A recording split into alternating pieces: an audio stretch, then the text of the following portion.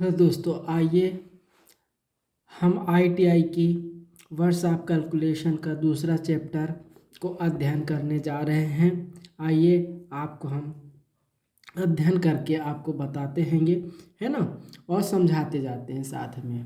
ठीक है, आइए देखते हैं। इसमें पहला शब्द लिखा हुआ है अपवर्त। ध्यान दीजिएगा, अपवर्त अपवर्त मतलब मल्टीप्लाई। ठीक है, अब इसका तात्पर्य क्या निकलता है? वे संख्याएं जो किसी दी गई संख्या से पूर्णतः विभाजित हो जाती हैं उस दी गई संख्या के अपवर्त या गुणज कहलाती हैं। ध्यान दीजिएगा, सिंपल सा हम अपने भाषा में समझें तो यहाँ जैसे लिखा हुआ 3 के अपवर्त, यानी हमको क्या करना है? 3 के गुणा लिखना है, या 3 की टेबल लिखना है, या 3 का पहाड़ा लिखना है। जैसे 3 के अपवर्त का तात्पर्य क्या हुआ? 3 का पहाड़ा। 3 त्रिका, ठीक है ना, 3 एका नम 3, 3 दूनी 6, 3 त्रिकाई 9, 3 चौके 12, 3 पचे 15, 3 छंग 18। इसी तरह ये संख्याएं बढ़ती जाएंगी। ठीक है, आइए आगे देखते हैं। अपवर्तक फैक्टर वे संख्याएं जो किसी दी गई संख्या को पूर्णतः विभाजित कर दे उस दी गई संख्या के अपवर्तक या फैक्टर या गुणनखंड कहलाती हैं। ठीक है, जैसे 18 के अपवर्तक। अब ये ध्यान दीजिएगा, 18 के अपवर्तक का तात्पर्य क्या हुआ? 18 में जो जो संख्याओं के भाग चले जाएंगे।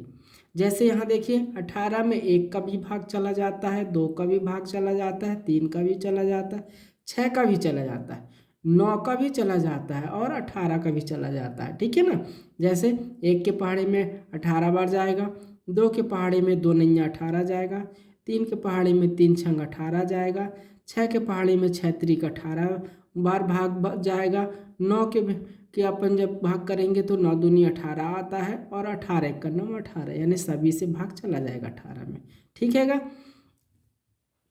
आगे देखते हैं लघुत्तम समापवर्त या लिस्ट कॉमन मल्टीप्लाई एलसीएम। ठीक है, 2 या 2 से अधिक संख्याओं का लासा वह छोटी से छोटी संख्या है जो दी गई संख्याओं से पूर्णतः विभाजित हो जाती है। ठीक है, अब जैसे यहाँ पे हम लोग देख रहे हैं कि यहाँ पे कोई संख्या ले लेते हैं, माना 6, 8, 12 3 संख्याएं, तब इन संख्याओं का लासा वह संख्या होगी जो इन तीनों से पूर्णतः विभाजित होगी। ऐसी संख्या 24 है। यानी इसका तात्पर्य क्या हुआ? जब हम कोई संख्याएं लेते हैं तो जो हमारा लासा होता है, जो दी हुई संख्याएं होती हैं, वो पूरा पूरा 24 में भाग चला जाएगा। जैसे 6 के पहाड़े में भी 24 आता है, 8 के पहाड़े में भी 24 आता है, और 12 के भी 24 के पहाड़े में 24 आता है। ठीक है, ध्यान दीजिएगा, और ये सभी में भाग देने पे शेषफल क्या आता है? 0 बचेगा। आगे देखते हैं लघुत्तम समापवर्त ज्ञात करने की विधियां। लघुत्तम समापवर्त ज्ञात करने की विधियां। अब इसकी विधियां कितनी हैं? आइए देखते हैं। पहला जो दिया हुआ है गुणनखंड विधि। ठीक है, यह फैक्टर मेथड। इसमें क्या है? 2 विधियां होती हैं जा, ठीक है ना। अब ये पहली विधि है गुणनखंड विधि। इसमें सर्वप्रथम दी गई संख्याओं के गुणनखंड ज्ञात करते हैं। अब ध्यान दीजिएगा, यहाँ पे क्या लिखा है? 6। 6 के जो गुणनखंड होते हैं, 3 और 2 को तोड़ा जा सकता है। ठीक है ना। अब इसमें हमने क्या किया है कि 2 कितनी बार आया है? तो 1 बार है, तो इसके ऊपर 1 घात लिख दिए। गुणे 3 कितनी बार आया है? 1 बार आया है, तो इसमें भी 1 घात लगा दिए हैं। ठीक है, इसी प्रकार हम एक और संख्या ले लेते हैं, 8 ले लेते हैं। देखिए, 8 के भी कितने बार गुणनखंड होते हैं? 2 गुणे 2 गुणे 2, यानी 2 कितनी बार आया है? 3 बार आया है, तो इसलिए इसकी घात कितनी हो गई? 3 हो गई। ठीक है, अगला देखिए 12 है, तो 12 के जो गुणनखंड है वो क्या है? 2 गुणे 2 गुणे 3, यानी 2 दूनी 4 तियाँ 12। 2 कितनी बार आया है? 2 बार आया है, तो इसलिए 2 की घात 2 है, गुणे 3 की घात 1, क्योंकि 1 बार आया है। ठीक है, अब यहाँ देखिएगा, इसका तात्पर्य है जब हम लेते हैं अभिष्ट में, तो यहाँ जब इसका गुणनखंड विधि से निकालते हैं तो ये सभी संख्याओं को, जैसे यहाँ पे 6, 8 और 12 का हम लासा ज्ञात करते हैं, तो ये सभी संख्याओं को ले लेते हैं। और इसका तात्पर्य क्या हुआ कि यहाँ अधिकतम संख्या ले लेते हैं। जैसे 2 की घात 1 बार आई है, यहाँ 3 बार आई है, यहाँ 2 बार, तो हम कोई इसको चुनेंगे, 2 की घात 3। अब 3 एक बार आया है, यहाँ एक बार आया है, तो एक ही बार ले लेंगे, ठीक है। तो 2 कितनी बार आया है यहाँ पे? 3 बार। तो इसका मतलब है ये 8 आ गया है और एक ये 3 आ गया है। तो 8 और 3 को गुणा कर देंगे तो 24 आ गया। ये देखिए यहाँ पे दे रहा है, ठीक है ना। तो 2 की घात 3 है और गुणे 3 की घात 1 है, दोनों को गुणा करेगा तो 24। अतः 6, 8 और 12 का एलसीएम कितना आ जाएगा? 24 आ जाएगा। आइए नेक्स्ट पेज में चले।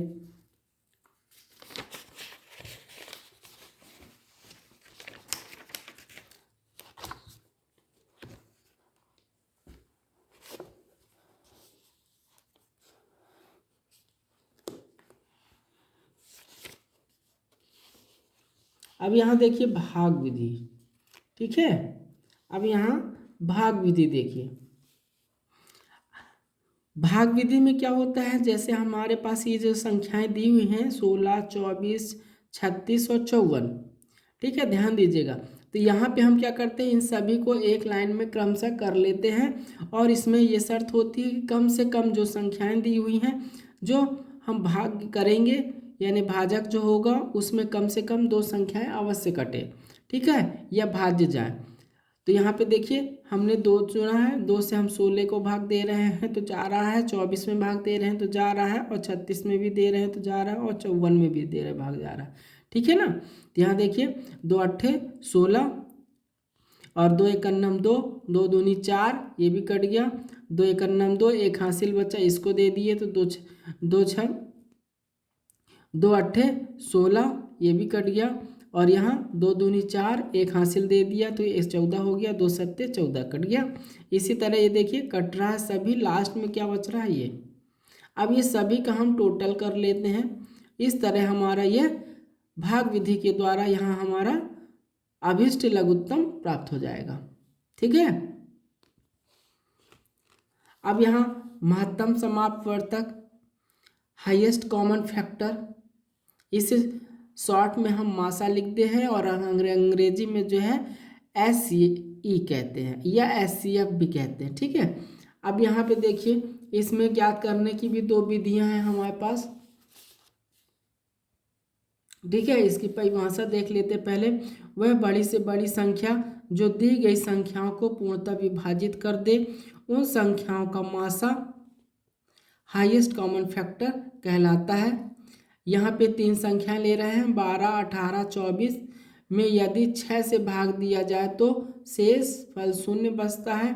अतः 12, 18 और 24 का मासा क्या हो जाएगा? 6 आ जाएगा। यहाँ देखिए अधिकतम यानी जब करेंगे इसको हल करेंगे तो सभी में 6 से अधिकतम भाग जाएगा, क्योंकि 6 के पहाड़े में कितना आता है? 6 दूनी 12, 6 त्रिक 18, 6 चौके 24, ठीक है। दोबारा उसको नहीं दोहराया जाता है। इसी तरह मासा ज्ञात करने की विधियां कितनी हो गई? 2 विधियां हो गई, ध्यान दीजिएगा। गुणनखंड विधि, ठीक है, और दूसरी आ जाती है भाग विधि। तो हम गुणनखंड विधि देखते हैं।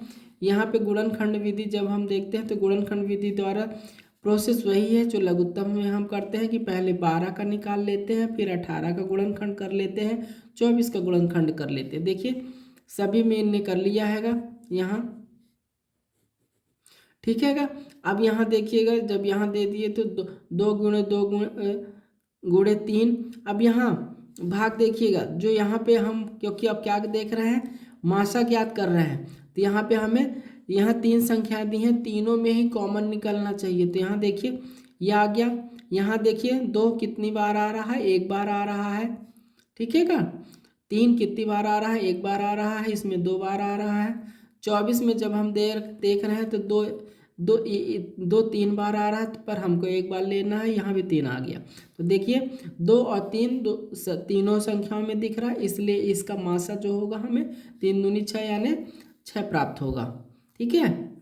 अब भाग विधि द्वारा देखते हैं। देखिए भाग विधि द्वारा जब हम करते हैं तो इसमें तो भाग दिया जाता है। जैसे यहाँ पे हम 3 संख्याएं ले लेते हैंगे, ध्यान दीजिएगा,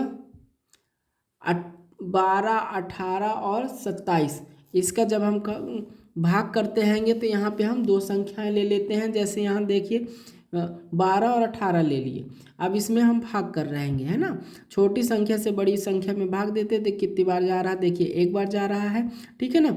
अब इसमें प्रोसेस क्या होती है, जो हमारा शेषफल बचेगा, ठीक है, भाग विधि जो है मासा ज्ञात करते हैं, तो जो इसका शेषफल बचता है वो हमारा भाजक का काम करता है, और जिससे हमने भाग दिया था, यह भाजक है, वो अंदर भाज्य के रूप में होता है, ठीक है। तो यहाँ देखिए इसका हमने भाग दिया, एक बार आया तो भाई ये आया 12 और 18 में से 12 घटाए तो 6 आया। अब जो शेषफल था वो हमारा भाजक हो गया, और जो भाजक था वो भाज्य में परिवर्तित हो गया। अब यहाँ दे रहे हैं, देखिए कितनी बार, 6 दूनी 12 जा रहा है, देखिए क्रॉस हो गया, ठीक है। अतः चूंकि यहाँ हम 27 में भी जो यहाँ अंतिम पद हमको मिला है 6 से भाजक के रूप में उसे हम अगली जो संख्या दी है उसमें हम भाग करेंगे। देखिए यहाँ 6 से भाग दे रहे हैं और 27 में दे रहे हैं, तो यहाँ कितनी बार जा रहा है, देखिए 6 चौके 24, तो शेषफल जो है 3 आया। 3 को पुनः हम जो है 6 से में भाग दे रहे हैं, तो कितनी बार, 2 बार। अतः देखो लास्ट में कितना आया है, 3 आया है, ठीक है। तो 12, 18 और 27 का जो मासा हमें प्राप्त होगा वो अंतिम पद से जो भाजक बना हुआ है वो हमारा आंसर होगा। तो अतः ये अभिष्ट संख्या कितनी हो गई, 3 हो गई, ठीक है का। अब भिन्नों का देखिए, लासा और मासा ज्ञात करते हैं। यहाँ पे अभी आपने पूर्ण संख्याओं का देखा है, अब यहाँ भिन्न यानी परिमेय संख्याओं का देखेंगे। LCF and SCF of the factor, यहाँ एक सूत्र होता है, फार्मूला होता है, जो भिन्नों का लासा बराबर अंशों का लासा बटे हरों का मासा कहलाता है। इसी प्रकार जब हम मासा ज्ञात करते हैं भिन्नों का मासा, तो अंशों का मासा बटे हरों का लासा, ठीक है गा। इसी प्रकार देखिए दशमलव का भी हम लोग निकालते हैंगे, यहाँ पे दिया हुआ हैगा दशमलव संख्याओं का लासा एवं मासा। दशमलव संख्याओं का लासा तथा मासा ज्ञात करने के लिए सबसे पहले हम दशमलव संख्याओं को भिन्न में बदलते हैं, तत्पश्चात भिन्नों का लासा मासा ज्ञात होता है। यहाँ पे ध्यान दीजिएगा, दशमलव को जो है भिन्न के रूप में बदलना पड़ेगा, ठीक है। अगला जो हेडिंग आ रहा है देखिए, दो संख्याओं का लासा और मासा के संबंध में, यानी यहाँ देखिए एक जब हमारे पास दो संख्याएं होंगी तो दो संख्याओं में से लासा मासा ज्ञात किया जा सकता है।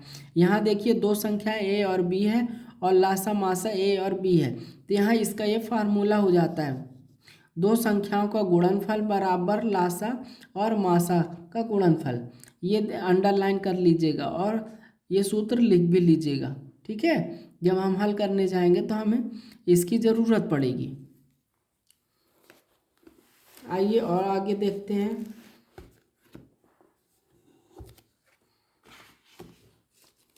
अब यहाँ पे हमारे पास जो है कुछ एग्जाम्पल सवाल लगे हुए दिए हुए हैं, हम उनको समझने की कोशिश करेंगे, ठीक है ना। अब यहाँ देखिएगा, 7 के प्रथम 5 अपवर्तों का योग ज्ञात कीजिए, अपवर्तों का योग ज्ञात कीजिए। तो देखिए ध्यान दीजिए, जब हम आगे पढ़े थे अपवर्त क्या कहलाते हैंगे, जो 7 के गुणज होंगे, जो 7 के गुणज होंगे। तो देखिए अपवर्त जो 7 के गुणज हैं, कितने लेने हैं, 5 लेने हैं, तो 7 का जो है गुणा होगा, 7 एक 7, 7 दूनी 14, 7 21, 7 चौके 28, 7 पन्ना 35, ठीक है। देखिए आगे ना अब पाँचों को हमको जोड़ना है, जोड़ने के बाद हमें जो है आंसर के रूप में 105 मिल जाएगा, ठीक है का। अब देखिए दूसरा क्वेश्चन देखते हैं, 50 तथा 100 के बीच 18 के अपवर्तों की कुल संख्या कितनी होगी। यहाँ ध्यान दीजिए, 50 तथा 100 के बीच में, 50 और 100 के बीच 18 के अपवर्तों की कुल संख्या कितनी होगी, ठीक है। यानी हमको किसका देखना है, 18 के टेबल देखना, और कितने कितने के बीच में देखना, 50 और 100 के बीच में देखना। तो ध्यान दीजिए, जब हम 18 की टेबल पढ़ते हैं तो 18 का 18, 18 2 36, 18 3 54, ये देखिए, ठीक है ना। 54 जो है 50 से ऊपर हैगा, ठीक है, 50 से छोटा तो नहीं है, 50 से ऊपर है 54, ठीक है। फिर 54 के बाद क्या आता है, 18 चौके 72 और 18 पंचे 90, 18 छक्का 108 होता है, जो कि 100 से ज़्यादा है। इसलिए हमारे पास कितने अपवर्त आ गए हैं, 1 2 3। तो अपवर्तों की संख्या, क्योंकि ये क्या पूछ रहा है, संख्या पूछ रहा है, ना कि अपवर्त, तो संख्या कितनी हो जाएगी हमारे पास, 3, ठीक है छात्रों। अब यहाँ देखिए 36 के अपवर्तकों की संख्या क्या है। अब यहाँ तो है ना, 36 के अपवर्तकों की संख्या क्या है, देखिए यहाँ उल्टा ले रहा है, यानी 36 एक संख्या है और इसके जो अपवर्तकों की संख्या कितनी हैगी। यहाँ देखिए 36 के अपवर्तक जो है 1 से लेकर 36 तक में जो भाग दे जाएगा संख्याओं में, वही अपवर्तक को कुल संख्या कहलाएगी। तो इस 36 में हमारा 1 से भी भाग जाता है, 2 से भी जाता है, 3 से भी जाता है, 4 से भी जाता है, 6 से भी जाता है, 9 से जाता है, 12 से जाता है, 18 से जाता है और 36 से। ठीक है ना। तो हमारी सभी संख्या गिन लीजिए, 1 2 3 4 5 6 7 8 9, ये तो अपवर्तकों की कुल संख्या कितनी आ गई, 9। ध्यान से सवाल पढ़िएगा, ठीक है ना। अब यहाँ देखिए क्या लिखा है, 25 और 30 का सबसे छोटा सर्वगुणज गुणे 18 और 14 का सबसे बड़ा सर्वगुणज का मान ज्ञात कीजिए। अब यहाँ देखिए 25 के गुणज ये दे रखे हैं, 25 50 75 100 ऐसे संख्या में बढ़ता जाएगा। फिर यहाँ देखिए 30 के गुणज तो 30 60 90 120 150। अब ये क्या कह रहा है, देखिए छोटा सर्वगुणज ये दोनों का, तो ये दोनों का जहाँ कहाँ मिल रहा है, ये 150 में मिल रहा है। तो ये 150 देखिए दोनों ये सबसे छोटे हो गए। अब यहाँ देखिए 18 और 14 का सबसे बड़ा सर्वगुणज, तो यहाँ 18 के गुणनखंड हम लोग कर ले रहे हैं और यहाँ 14 के भी गुणनखंड कर रहे हैं, ठीक है ना। तो अब यहाँ क्या बोल रहा है, 18 14 का सबसे बड़ा सर्वगुणज, ठीक है। तो 18 14 का सबसे बड़ा सर्वगुणज कितना हो जाएगा, 2 हो जाएगा, ठीक है, क्योंकि 2 ही आ रहा है, ठीक है। अब जब 2 आ रहा है तो देखिए यहाँ पे का मान ज्ञात कीजिए। अब यहाँ देखिए मल्टीप्लाई दिया हुआ है, गुणा दिया हुआ है, तो दोनों को संख्याओं को रखेंगे और गुणा कर देंगे। तो यहाँ देखिए यहाँ हमने ये 150 आया था, ये 2 आया, तो दोनों को गुणा किए तो 300 आ गया, ठीक है क्या ना। अब यहाँ क्या कह रहा है, पांचवा देखिएगा 15 25 60 का लासा गुणनखंड विधि द्वारा ज्ञात कीजिए। तो देखिए 15 का जो गुणनखंड होता है 5 15 होता है, 25 का क्या होता है 5 गुणे 5 होता हैगा, और 60 का देखिए 2 गुणे 2 गुणे 3 गुणे 5 होता है। अब यहाँ देखिए 2 कितनी बार आया है, 2 बार आया है, 3 कितनी बार आया है, 1 बार आया है, ये भी 1 बार है। तो अब जब हम गुणनखंड लासा करते हैं तो अधिकतम संख्या लेते हैं, तो 5 कितनी बार अधिकतम आई है, यहाँ देखिए 2 बार। 3 कितनी अधिकतम बार आई है, 1 बार आई है, ठीक है। 2 कितनी बार आई है, 3 बार आई है, तो यहाँ से देखिए 8 मिलेगा, 3 1 बार मिलेगा, 5 2 बार मिलेगा, ये आ गया देखिए, ठीक है। अब यहाँ से 2 दूनी 4 आ गया, 3 1 3 आ गया और 5 5 25 आ गया। ये सबको गुणा करेंगे तो कितना हमको मिल जाएगा, 300, ठीक है ना। अब देखिए छठवां देखिए इसी प्रकार, ठीक है क्या ना। अब यहाँ 25 60 75 और 80 का लासा भाग विधि द्वारा कीजिए। अब तो सभी को एक साथ कर लेंगे और 2 से भाग कर देंगे, तो करते करते जाएंगे तो देखिए ये हमारा गुणनखंड मिल गया और इस यहाँ हमारा 1200 आंसर आ गया, ठीक है ना। 2 से भाग करेंगे 25 में नहीं जा रहा तो 25 आ जाएगा, 60 में करेंगे तो 30 आ जाएगा, 2 से फिर करेंगे तो 75 में भाग नहीं जाता और 80 में चला जाता है, तो 40 प्राप्त हो गया। इसी प्रकार 2 से करेंगे तो पुनः ये देखिए सब भाग आता जाएगा और ये आंसर आ जाएगा, ठीक है। अब अगला 7वां क्वेश्चन देखते हैं हम लोग। अब यहाँ क्या बोल रहा है 7वां, वह 4 अंकी सबसे बड़ी संख्या जो 12 15 18 तथा 27 में से प्रत्येक द्वारा पूर्णतः विभाजित है क्या होगी। अब ध्यान दीजिए 4 अंकों की सबसे बड़ी संख्या, तो 4 अंकों की जो सबसे बड़ी संख्या होती है, ठीक है ना। तो ध्यान दीजिए यहाँ पे जो संख्या ली हुई है, यहाँ पे इसका लासा हम निकाल लेंगे, 12 15 18 और 27 का मासा कितना आ जाएगा, 540 आ जाएगा। अब यहाँ देखिए वह 4 अंकी सबसे बड़ी संख्या जो सही इन सभी संख्याओं से भाग चली जाएगी। तो यहाँ पे देखिए 5 अंकों की सबसे छोटी संख्या जो है हमारी 10,000 होती हैगी, ठीक है ना। और इतने से इसमें हम भाग करते हैंगे, ठीक है। जो हमारा लासा निकला था, लासा में से 10,000 में हमने विभाजित किया तो शेष फल हमारे पास कितना आया, 280 आया, तो इसमें से हम इसको घटा देते 280, तो हमारे पास ये संख्या आ गई। ठीक है, यही हमारी 4 अंक की सबसे बड़ी संख्या है। देखिए 4 अंक है ना, 1 2 3 4, 9720। ठीक है ना। अब देखिए 8वां क्वेश्चन देखिए, 36 12 72 का मासा गुणनखंड विधि द्वारा ज्ञात करना है। अब गुणनखंड यानी हम जो पहले भी बता चुके हैं, 36 का गुणनखंड करेंगे, 12 का करेंगे और 72 का करेंगे। देखो तो 36 का जब हम करेंगे तो 2 गुणे 2 गुणे 3 गुणे 3 आएगा। तो यहाँ 2 कितनी बार आया है, 2 बार, 3 कितनी बार आया है, 2 बार घात में आया है। ठीक है ना। 12 भी इसी तरह करेंगे, 2 गुणे 2 गुणे 3, तो 2 कितनी घात है, 2 है, और गुणे 3 में 1 घात है। 72 में करेंगे 2 गुणे 2 गुणे 2 गुणे 3 गुणे 3 बराबर 2 कितनी बार आया है, 3 बार आया है, गुणे 3 कितनी बार आया है, 2 बार आया है। ठीक है, ध्यान दीजिएगा। तो यहाँ पे अधिकतम संख्याएं लेते हैं, तो अभिष्ट मासा कितना हो जाएगा, जो तीनों में हो जाएगा। तो यहाँ कितना हो जाएगा, 2 बार और गुणे 3 1 बार, यानी ये 2 की घात इसमें भी है, देखिए इसमें भी है, देखिए, और यहाँ पे ध्यान दीजिएगा 2 की घात, तो यहाँ 2 की घात 3 हैगा। तो यहाँ पे इसलिए जो सभी में हो तो 2 की घात 2 ले लिए, क्योंकि सभी में है। 3 की घात 1 है, भले 2 और 2 है तो 1 लेंगे। तो यहाँ कितना हो गया, 4, और 4 4 3 12, तो इसलिए 12 हो गया। ठीक है, अगला देखते हैं। देखिए 9वां, 18 24 और 87 का मासा ज्ञात कीजिए। किससे करना है, भाग विधि द्वारा। तो देखिए 18 में 24 का भाग करेंगे, 1 बार जाएगा, शेष फल हमारे पास 6 बचा। ठीक है, जो हमारा यहाँ भाजक था तो हमारा भाज्य में तब्दील हो गया, और 6 से भाग देंगे तो पूरी बार चला गया।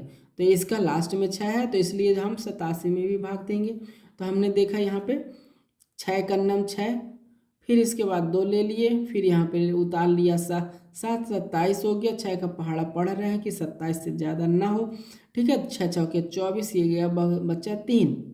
अब 3 से पुनः हमने भाग दिया 6 में, तो जो ये 6 है हमारा भाजक था, वो ये भाज्य बन गया। तो 3 से भाग देंगे तो कितनी बार गया, 2। तो लास्ट में देखिए कितना आया, 3 है ना। जिस संख्या से हम भाग देते हैं वही हमारा मासा कहलाता है। तो अभिष्ट मासा कितना हो गया, 3। अब यहाँ देखिए भिन्नों का लासा ज्ञात करना है। तो यानी इसका तात्पर्य है 5 5 25, 25 का लासा, और 8 2 और 48 का 5 5 और 25 का हमें जो है लासा ज्ञात करना है, और 8 2 48 का मासा ज्ञात करना है। ठीक है, यह हमारा सूत्र रहेगा। तो यहाँ पे लासा जो परिमेय संख्या के रूप में हैगा, तो सभी का लासा निकाले तो कितना आया, 25 आया, और इसका मासा देखिए कितना आएगा, 2 आएगा। ठीक है, ओके छात्रों, ठीक है, कल क्वेश्चन। Okay, thank you.